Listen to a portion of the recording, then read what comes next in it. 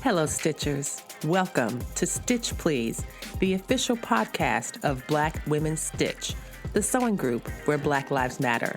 I'm your host, Lisa Woolfork. I'm a fourth-generation sewing enthusiast with more than 20 years of sewing experience. I am looking forward to today's conversation, so sit back, relax, and get ready to get your stitch together.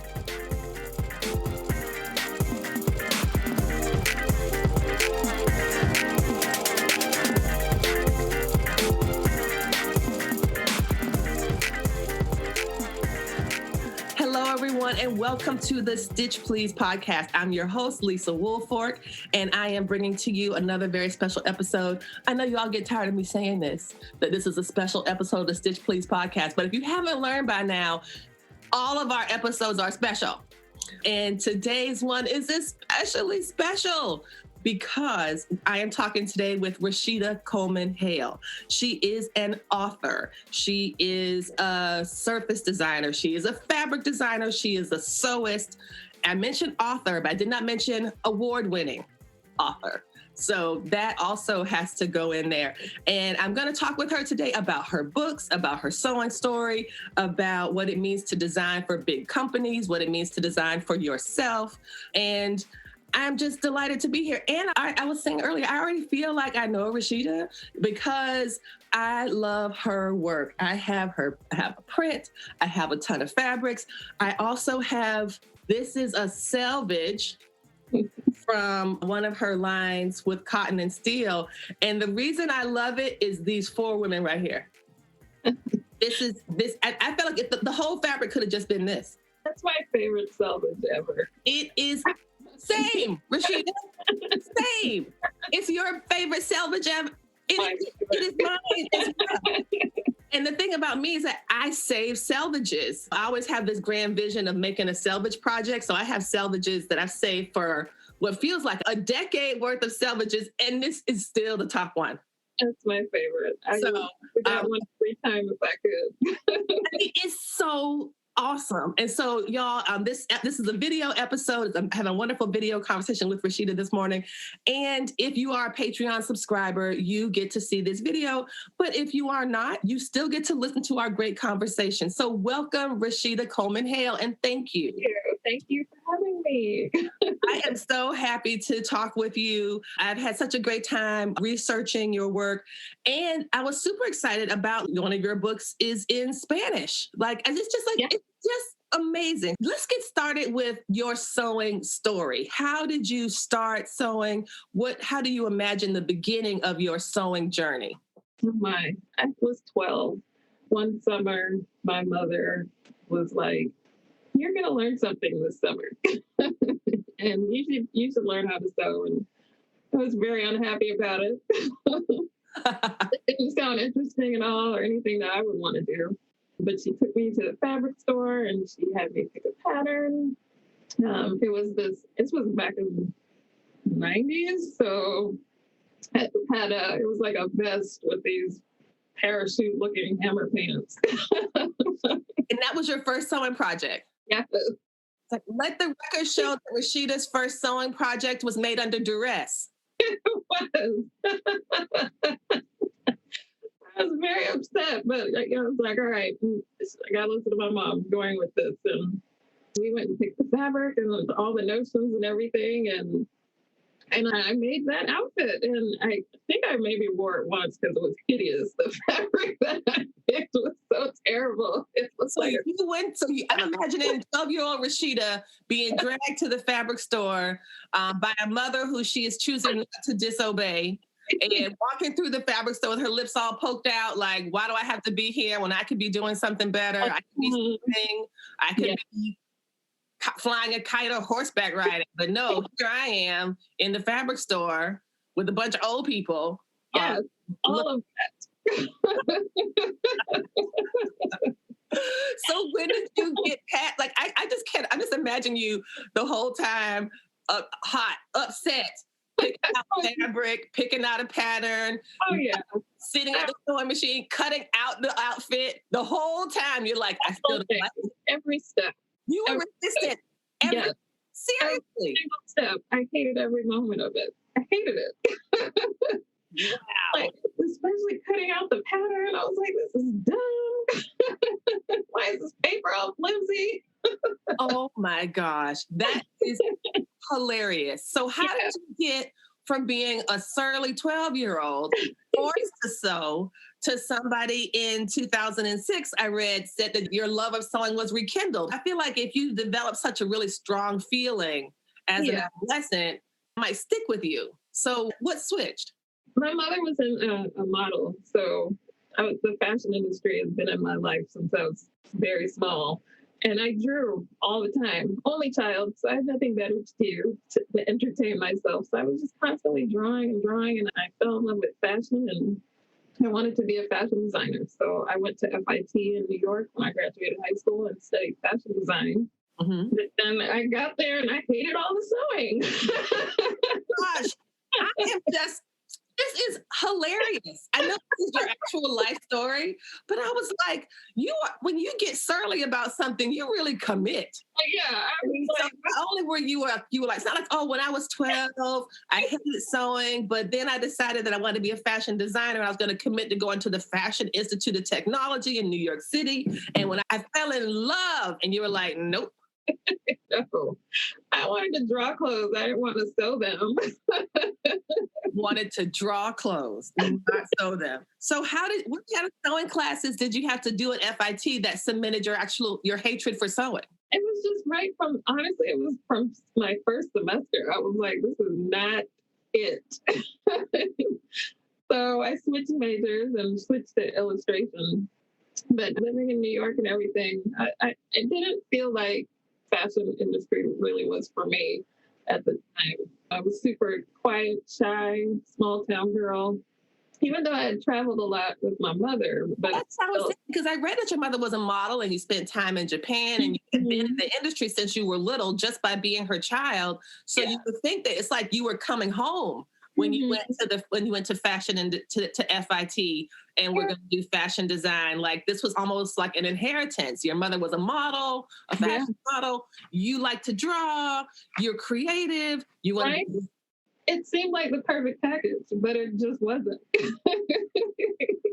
I think my grandparents raised me because my mom was overseas working so much, and she lived in Japan, and so I was in a small town most of the time. Even though I spent my summers in Japan and went to school there for a little while, and I had the opportunity to become very worldly and see the world, but I still was very shy, quiet girl, and I felt like the industry just wasn't for me because I got there and I was meeting all these boisterous, fabulous people who were doing all this fun work and in school, and it just didn't feel like it was the right fit for me. So I quit school and tried to figure out what I wanted to do, and I ended up doing a plethora of different jobs in New York. I worked at a nightclub for several years. Rashida, I am loving this story and I'm utterly confused. I think Rashida Coleman-Hale is like a wonderful, beautiful walking paradox. This is the girl who hated sewing as a 12-year-old, then goes to fashion school and continues to hate it. Fashion school is challenging for someone who's shy, quiet, maybe an introvert. So you leave there to go work at a nightclub.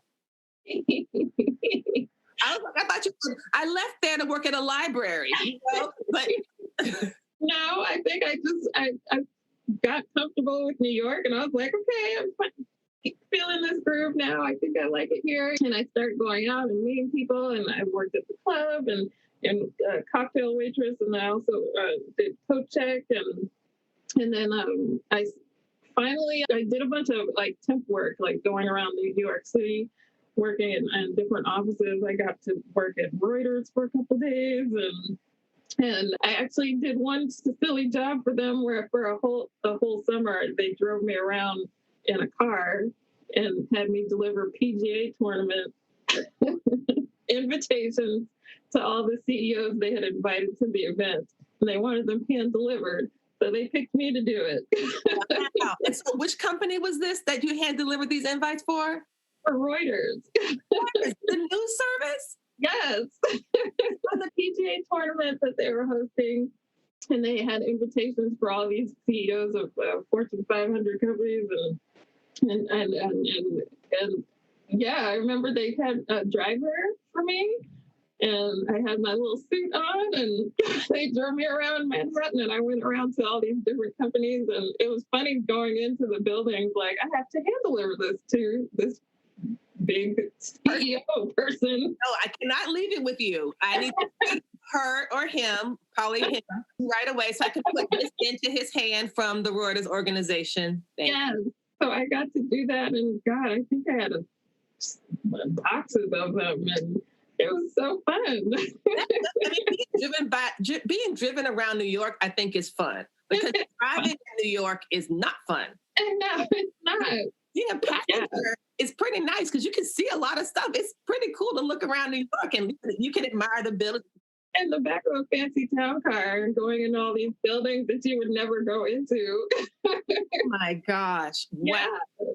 That is, I had all these fun, quirky jobs. And then were you drawing at all in the interim? Were you drawing in your spare time? Were you doing any illustrations, or were you completely occupied with just the hustle? No, it was just my hobby. It turned into a hobby, and that's what I just kept doing. I never stopped drawing.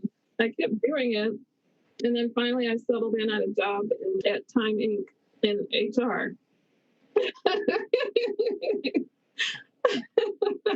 Fantastic. So I'm thinking about you, and of course, I'm so silly. I was like, oh, they're driving her around. I didn't know you were going to say to deliver PGA invites. I thought you were going to say they drove me around to places so I could make illustrations. No. That's the craziest thing. But they were like, we want these hand delivered. No mailing. They'll drop it off in the lobby. A lot of money doing this. That is incredible. That is incredible. So you're in New York, you're doing all these different jobs, you're moving through the city in ways that feel good and comfortable to you. How do you move from there to what you're doing now, to the story of starting to say, I think I would love to have my art on fabric. I'd like my art to have a broader canvas, a broader reach, just my sketch pad. I went home to Florida, and I needed to regroup. And I started working down there doing HR at Starwood. And that's great. Starwood, is that a hotel? Hotel chain. And where in Florida were you? Because that's where I'm from. I'm from Florida. In Orlando. Oh, I'm from West Palm Beach. Okay, nice. My uncle was down there. Oh, that's so fun. So my mother was born and raised there. My father, who's passed away, was born and raised there.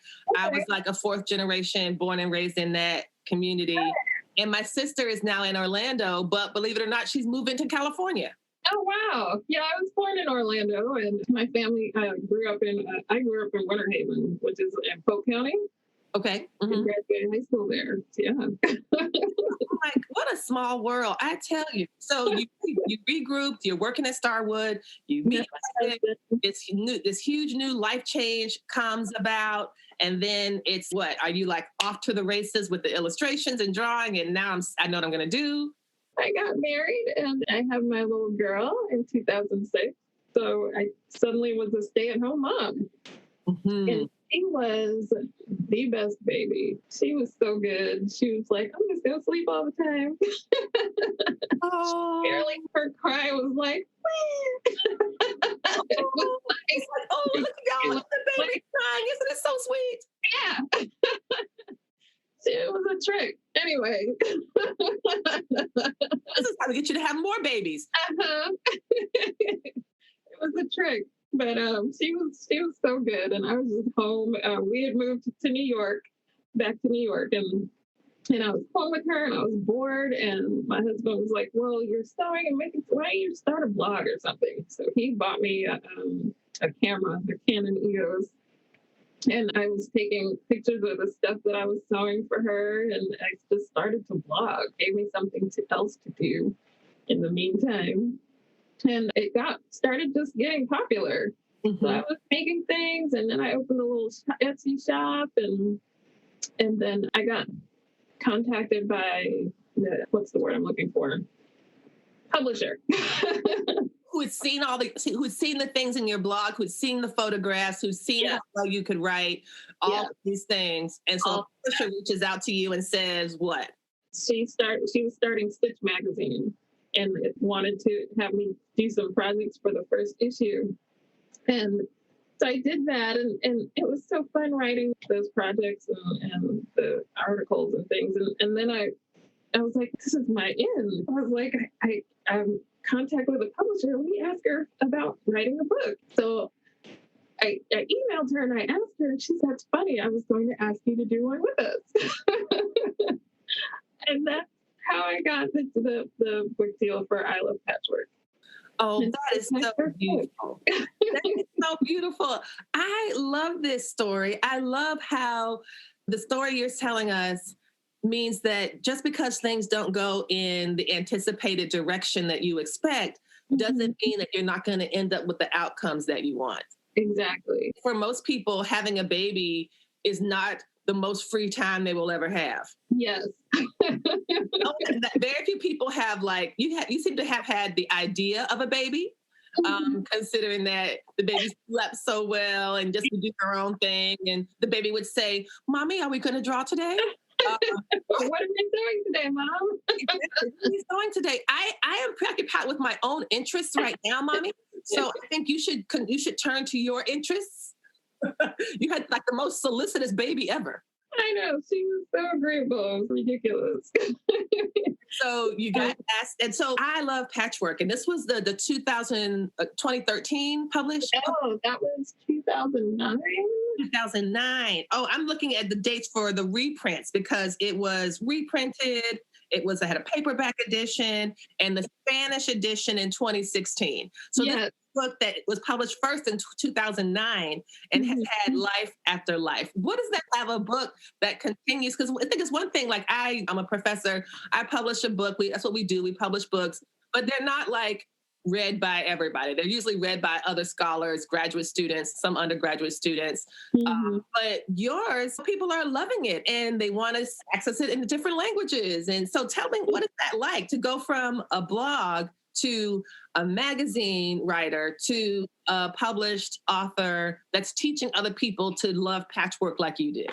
It was mind-blowing. It really was. It just made me feel like I felt everything had just come full circle. Like all the skills that I had learned up to that point were all just meshed together and made it so that I had what I needed to do the work. And yeah, that's what it turned into. And it's just mind blowing. And I couldn't even believe that like my book was all over the planet. Yes. Wonderful. I'm also very glad that you were honest and you named the book I Love Patchwork instead of I Love Sewing. There was a time in your life that was not the case at all. By that point, do you think that you could have said I love sewing? Because you're saying that it was fun to write the descriptions and the work for Stitch magazine as it started to develop. Absolutely. You're blogging about this, so you're writing regularly, and an early blogger as well. Like you're writing regularly, and so reading your blog, it doesn't look like this is the blog of somebody who had to be dragged to the fabric store and chained to the sewing machine as a 12-year-old, had a punishment to finish her MC Hammer pants. In that.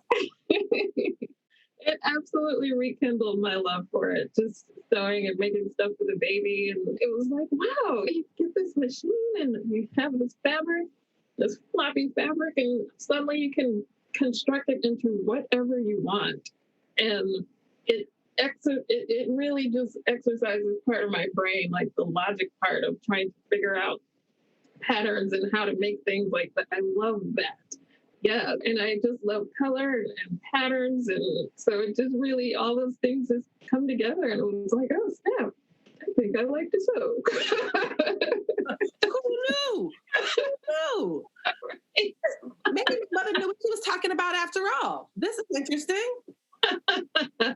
That's fantastic. I was thinking about the sewing for babies, right? Sewing for babies, sewing for little kids. And I was wondering if you see a connection to that and Zakka, which translates to little things. Do you think that there's something that is special about sewing things for little people, sewing baby things, sewing little things that you talked about. For example, I think that Zakka Style was published in 2011. Yes, 2011. 2011. So I want to talk about that book, but I also want to just think about what it means to sew small things for small people. Mm-hmm. I think it's just fun to make a thing and you give it to your little one and just see their reaction and just watch them play with it and the joy they get from it. And then sometimes they're like, yeah, I don't want to play with that anymore. It's the whole spectrum of emotion that I love so much from that. And yeah, I guess there would be some connection of just making really adorable, attractive things to little ones. Yeah. It's just something about, I think, about the Zakka that is just so cute. And I wanted to spend a little time just talking about the times that you spent in Japan. As you mentioned earlier, your mother was a fashion model. And so you would spend summers in Japan. So a lot of your formative years was spent there. And it's clear that you picked up on not just language and culture, but through schooling and through having friends and developing relationships. Which city were you in? Do you remember some of the cities you were in? We were in Tokyo. In Tokyo. Wow. That's amazing. Yeah. I'm sorry. No, I was saying we're just right smack in the middle of that big city. And Japan is so safe and was so safe then. Like I remember some hot nights we just leave the front door open. The neighbor's cat would come in. That's how safe it was. Do you all have anything here that I might our house? Just check out your guy. What they're feeding me at my house. What are you all having today? I thought I smelled something interesting over here. Yeah, it was so safe, and I was able to, again, being an only child, I would just get up and get on my bike and go. And I rode all over that city and just checked things out. I went into shop. My mom would give me pocket money, so after school I would just go off and just look at things and explore. And I loved being able to do that at such a young age. There's so many cities here where you can't do that. You do that as much. That's true. Yeah. Yeah, I think just soaking all that in and all the color and quirkiness that they have there in their culture, I just soaked it up. That is wonderful. And because I know, for example, like I know that kawaii is very popular, which I believe is also from Japan. And it's these little, I think kawaii, it means cute. Kawaii, yes, it means cute. How do you pronounce it? I know I'm pronouncing it wrong. Kawaii. Kawaii.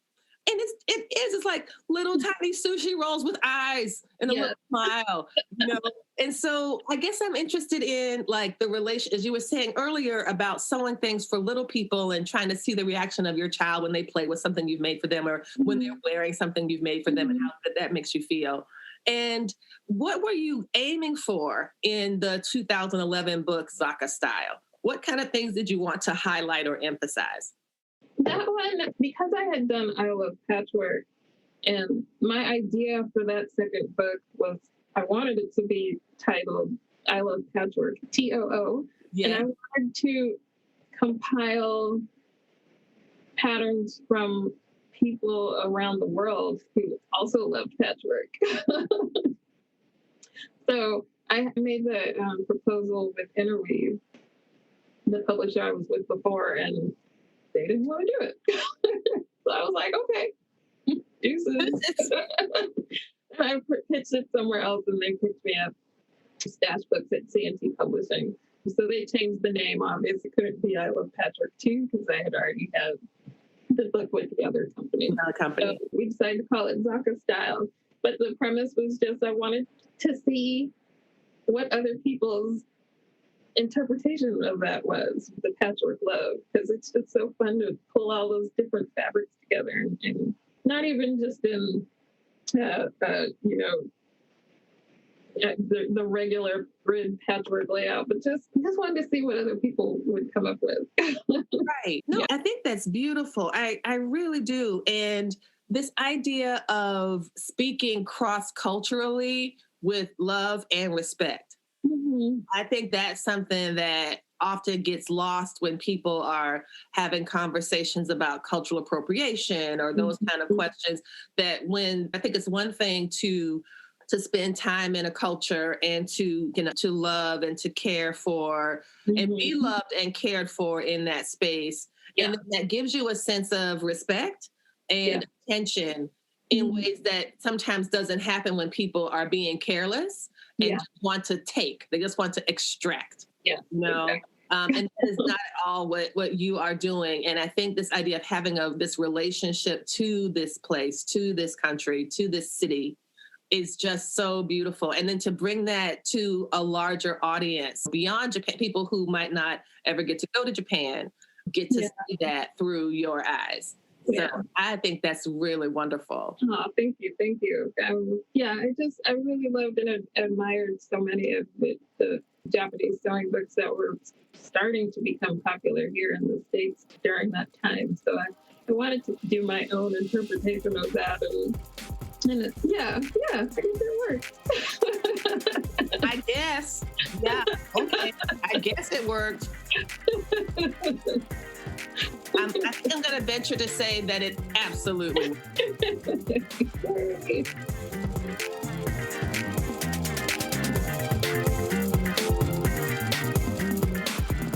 The Stitch Please podcast is really growing.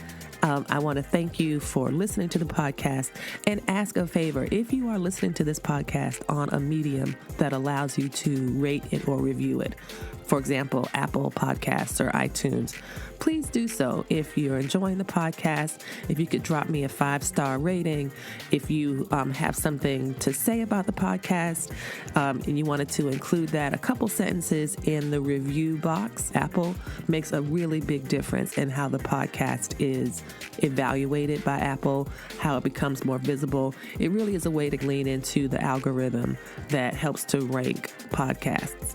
So if you had time to do that, to drop a little line in the review feature of the podcast, that would be really appreciated and it would help us to grow even further and faster.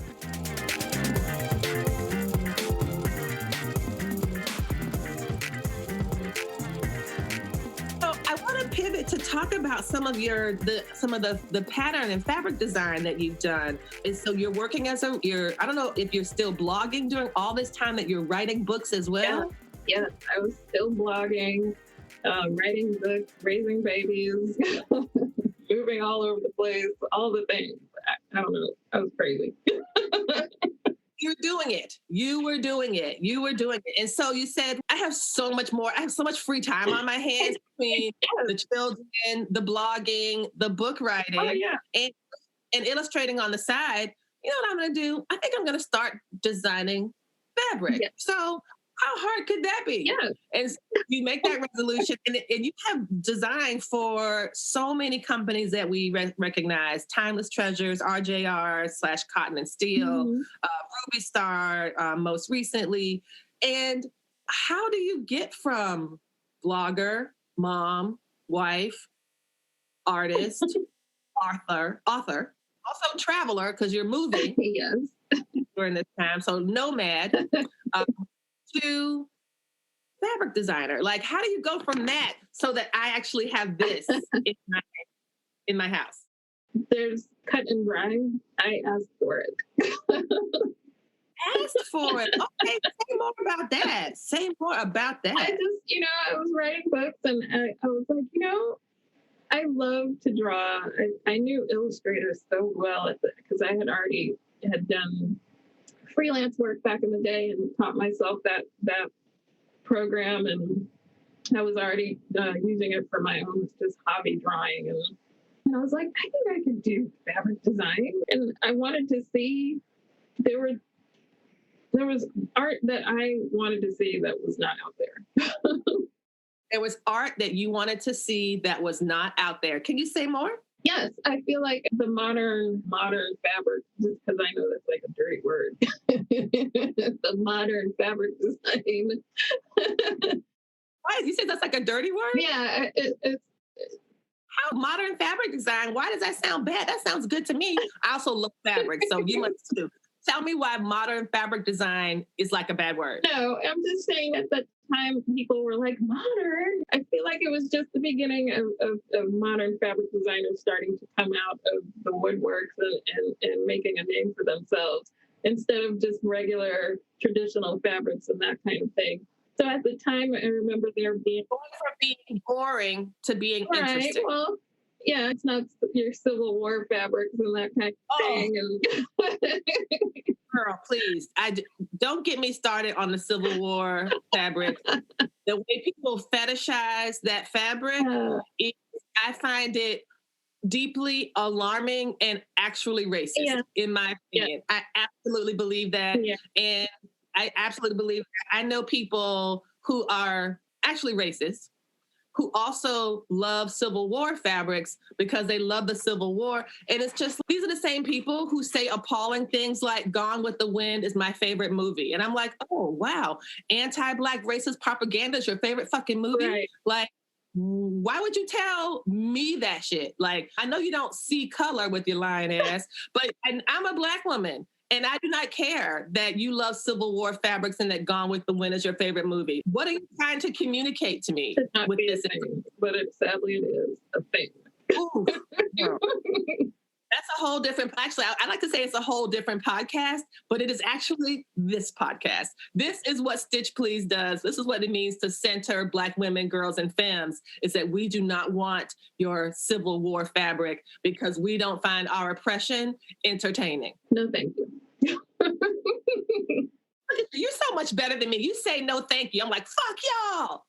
Oh, no, I say the same, but I'm trying to keep it perfect. Hey, this is what we are here for. Someone was like, Lisa, someone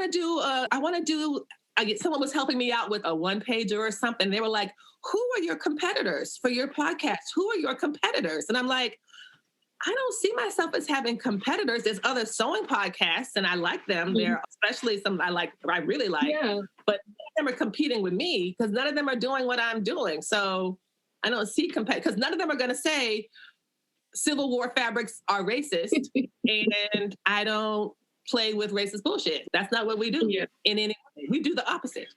We say your Civil War fabric is racist, and then you get to write me letters and say, no, it's about history, not hatred. It's heritage. Yeah, I'm the wrong person to bring that to. So because you weren't doing Civil War fabrics celebrating the Battle of Appomattox, you were getting a bit of a hard time. Yeah, so I think I just wanted to see different fabric, and I would have loved to have seen more fabric with us on it and that sort of thing. So what but I can't draw, so I have to wait for Rashida to make it. I think I'm sorry, but it's the truth that the quilting industry is a largely white industry. It is. Oh, this is. Yeah. So I just wanted to be able to make a name and try and do what I do.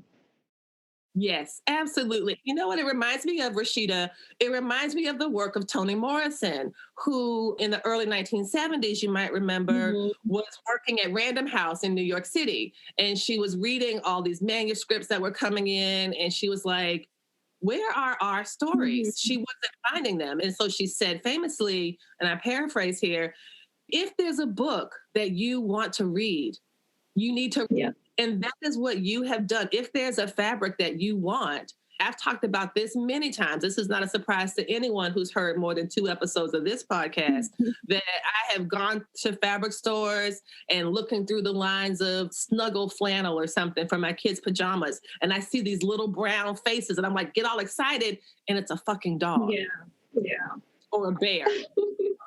Anything that's brown, and God forbid a monkey, don't get me started. Oh, but there's tons of fabrics with little white faces on them, blonde-haired kids, red-haired kids, brown-haired kids. Yeah. And I guess that's supposed to be their diversity, is lots of white people with different color hair. Or they might give us one brown person and that we're supposed to be content with that. It's just the quota. It's a terrible quota. It's an absolutely terrible quota. So you were pushing against a predominant trend in the fabric design space, and at the same time making an important intervention. Yeah. Because work that you did opened a wedge where other Black women could see themselves in this fabric that we're buying. That's the thing. We're buying this fabric. We're buying fabric that doesn't represent us. We're buying from companies who don't prioritize our concerns. Yeah, I wish I had come right out the gate with it. But I feel like I was saying, it's largely white industry, so I had to dip my toe. Yeah. Test the waters and see. And I finally felt like I had gotten to a place with cotton and steel because women's empowerment was getting so much airplay. And I was like, I'm doing an African print collection. Yes. And that's why I ended up doing a coma. And it took some time to get there, but I felt like it's time. It is time. It is time, and it is past time. Mm-hmm. And it's just so exciting to meet people and to talk to people and to talk with you today, because you are someone who did the work to make that possible, and that you took a risk. You were pushing in a space where these people didn't want to be put. And so it required finesse. Yeah. It required patience. Yeah. But ultimately, at the end, you got to create something that you were proud of. Yeah. And I'm telling you, when we see your fabrics, when we see something, you know how it is. It's like we get so excited. It's like finally we get to have what everybody else has, which is having fabric that's a mirror. Yeah. You want to see you. You want to see you. And I'm seeing me. I really do love this. And I love the sketches and the drawings and the prints. And I love when you said, I asked for it. I did ask for it. I really like that you asked for it. So did it come out in terms of, please give me a fabric line, or what does that mean? I took some time and put some prints together. I had some things on Spoonflower. Yes. It was just getting going as well at that time. Yeah. And people were buying some things, and I was like, okay. So I just sat down and put a collection together, and I started pitching it to different companies, and I got a whole bunch of no's. You remember why? Do you remember any of the reasons? I love when successful people tell me the things they failed at. No, seriously. I think that the podcast is successful, for example, and I applied to so many podcast grant programs and did not get them. It's part of the process. It's still going. It's part of the process. I just kept persisting because I was like tooting my own horn. I was like, I think I'm a good artist. I can put a fabric collection together. I need the tools to do this. If I can find the right art director to work with, I know that I can do this. So I kept pushing and I kept pushing. And then finally one day, I emailed Timeless Treasures and sent them my stuff. And I literally got an email back that same day from their art director. And she was like, oh my gosh, I just bought your book. Yes. Yes, darling. Yes. I just bought your book. It's sitting here on my desk. And yes, we would love to work with you. And there you have it. And it just took off from there. So I had 2 collections with them. Mm-hmm. And I pitched the third. They weren't really feeling it. So again, I was like, okay, bye-bye. Yeah. On to the next. And I reached out to Cloud9 because I loved their aesthetic and what they were doing. And it was organic. Mm-hmm. And I knew Michelle from Quilt Market. So I reached out to them and they were like, yes. I had collections with them too, and gosh, they were wonderful to work with, and probably some of the best people to work with ever. Oh, that's wonderful. Yeah. That's wonderful. Excellent. Excellent. And so from Timeless Treasures, Cloud9, and then how did Cotton and Steel come about? Was this something that you worked with friends? Was this the same group of friends that you're with now? And I always wondered how the name came about. Like, what did you all, what was the thinking behind the name? So when you moved from Cloud9, was it because you wanted to work with your group of friends, or did they become friends because you wanted to work with them? How did that come about? It was part of the process. I just kept persisting because I was like, tooting my own horn. I was like, I think I'm a good artist. I can put a fabric collection together. I need the tools to do this. If I can find the right art director to work with, I know that I can do this. So I kept pushing and I kept pushing. And then finally one day, I through the process of you all working together, RJR. And I guess I'm trying to understand, RJR is the big company, and Cotton and Steel was one of the subdivisions? It was a division of a division. So what does that mean exactly? I don't know how corporations work. Basically, it was just another part of their company, but we were their modern division. So modern, the not racist division. Love it. Yes. Yeah. And still, I'm just joking, RJR. Don't sue me. I was just playing around. I'm going to take a joke. I was living in Atlanta at the time, and I was friends with Melody Miller. She was designing with Coca. We were living in the same neighborhood, and sometimes we play together, and yeah, yeah, we became fast friends, and we would go for runs in the morning around the park. And she was looking for a new home for her fabric. The language barrier was becoming problematic, and they were in Japan, out of Japan, so she was having a little trouble with that and just wanted to try and find something else. I guess RJR reached out, had caught wind that she was trying to find a home, and they reached out to her about designing with them. And she was like, I don't think it doesn't make sense for them to just have me. Because RJR was not doing any of those types of things at that time. They were largely traditional. Gosh, we hadn't even heard of them. Yeah, that's pretty traditional. Yeah. But she thought about it, and her idea was like, what they need is like their own division. We talked about it. She talked with some of our other friends that we had known from Quilt Market, just trying to get a feel of what people thought about the idea. And so she came up with a pitch and pitched to them, and she was like, I know you're happy where you are, but maybe you want to come play over here. Yes. And I was like, okay, yeah, let's do this. Because it was such a good idea, and it felt like it was going to change the industry. These women doing their thing. So yeah, she pitched it, and they loved it, and then there we go. Still. And I think that you have changed the industry. I feel like whenever I was looking through the fabric store and I saw a fabric, you know how they have them folded up so you can only see one element? I would see it and I would say, oh my gosh, that is really striking. That's amazing. And then I would take it out and it was yours. And so for me, that represents the kind of change that you perhaps were hoping for. Yeah. And that this is a big benefit to that organization to have you all as a division also working together. It reminds me of, I'm going to make a basketball analogy, but I also am terrible at sports of any kind and I don't follow sports. Do you follow sports? No, I don't.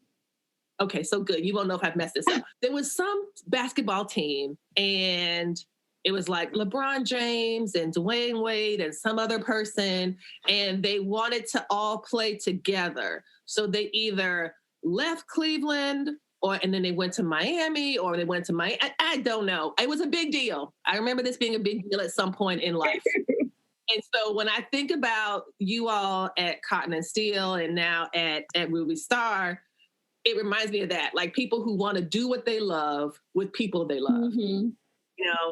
That sounds like an ideal working situation. It turned into that. We knew each other from being at Quilt Market. Kim was doing her blog. Oh my gosh, what was her blog's name? True Up.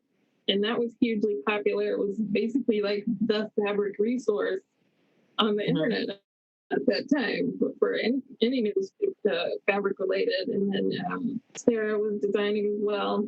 Alexia had her pattern company. And so Melody tapped all of us, and we had known each other, but not that well. But we went off to LA and got together as a group for the first time, and we were basically in a hotel ballroom laying out our designs, and it just turned out that we worked so well together, and we just hit it off. It was like instant family. Nice. I don't know how else, there's no other way to describe it. It was just instant family. And And we've been sisters ever since. That's beautiful. That is truly beautiful. And the idea that you can come together over something that's so revolutionary, in my opinion, in the industry, that you could do this as a collaborative effort, where one person can help to lift up and bring in somebody else. It wasn't like competition. It was really about community. Working together, yeah. As an artist, it's such a solitary life typically. You don't have other eyes looking at your work and giving feedback in that sort of way.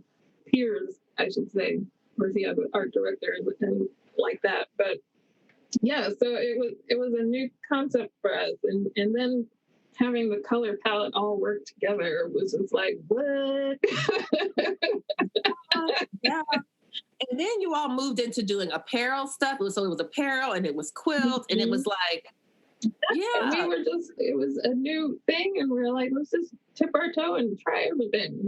RJR was great in that way, that they honestly gave us creative freedom and let us try things, and we were able to do that. And unfortunately, it didn't work out the way that we had planned. Things just started going south with management, and their inventory system was faulty.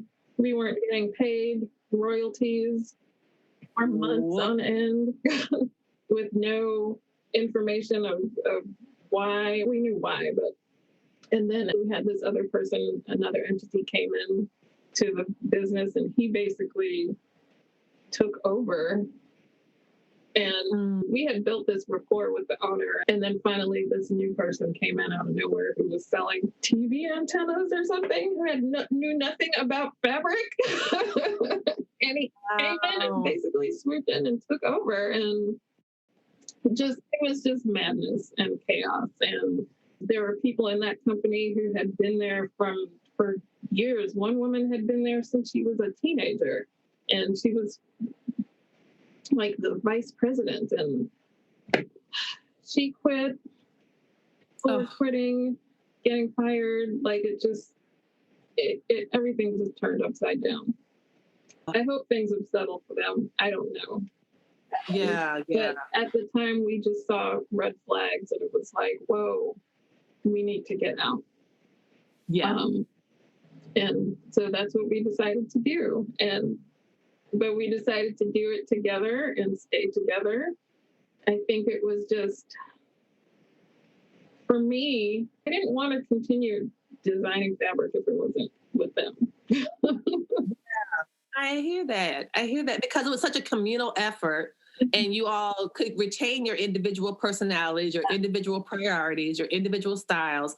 But because of the way that the color palettes work, because of the way that you also were you could communicate so well with each other, things that you were doing that were personally meaningful. It was like a form of patchwork, shall I say. Everybody's little square worked together to do something really beautiful. Yes, it was absolutely that. We had this beautiful patchwork, and none of us wanted to put the same effort to it.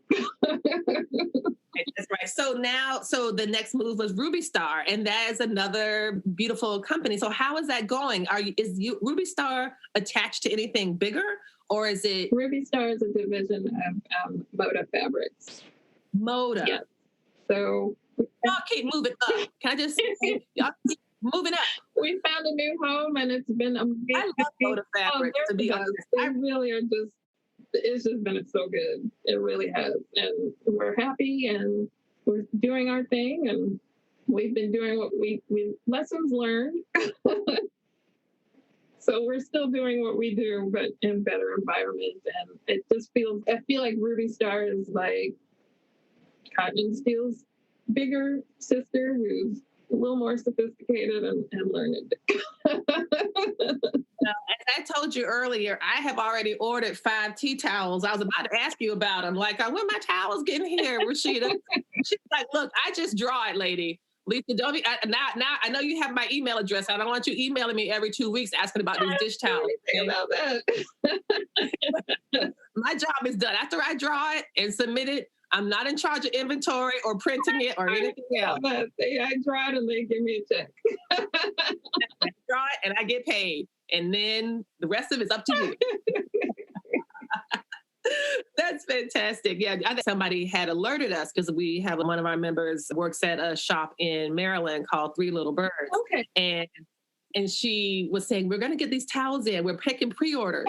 And I'm telling you, between I think we must have ordered a minimum of 25, a minimum. Right. I know because I bought 5. There's a lot of us and nobody bought just one. I know I tried to order my own towels and they were all gone. Like, hey. Everybody, can we make sure Rashida gets a towel, not mine? Right. Mine. I had to go buy my own towels from somebody's shop.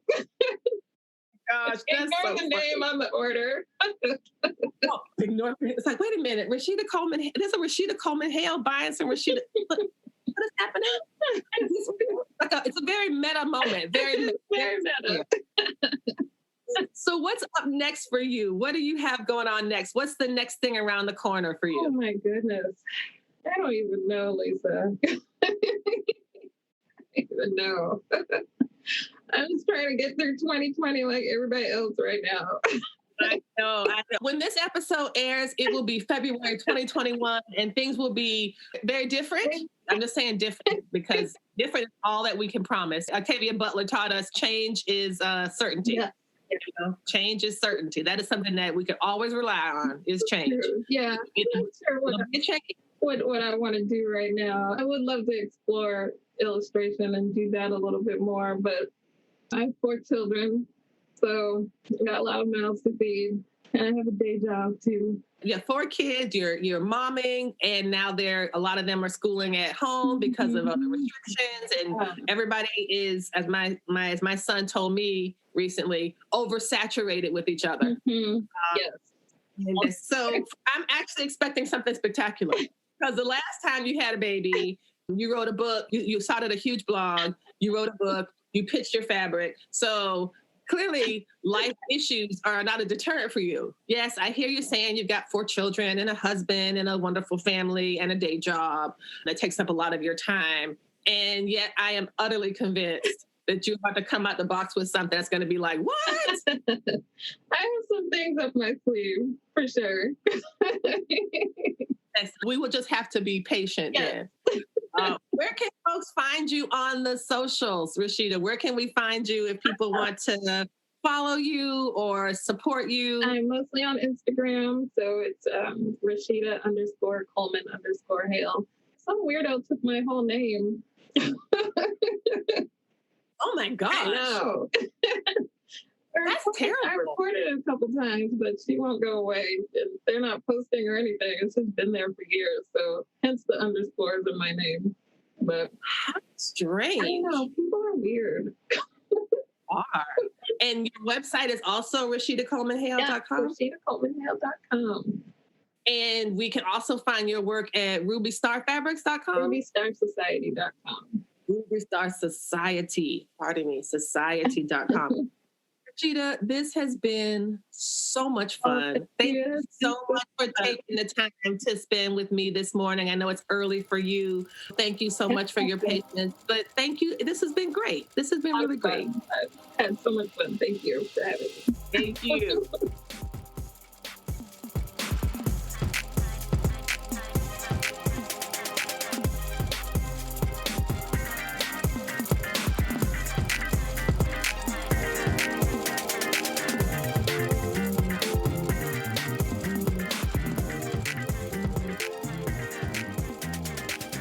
You've been listening to the Stitch Please podcast, the official podcast of Black Women Stitch, the sewing group where Black Lives Matter. We appreciate you supporting us by listening to the podcast. If you'd like to reach out to us with questions, you can contact us at blackwomenstitch@gmail.com.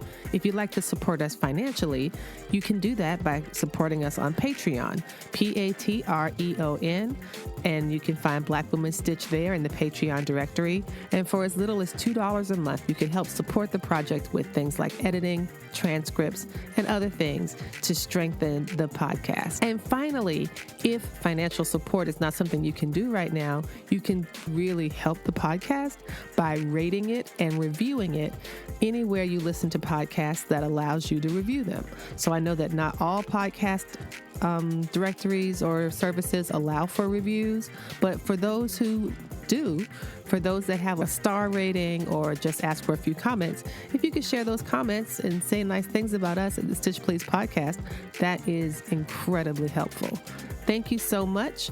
Come back next week and we'll help you get your stitch together.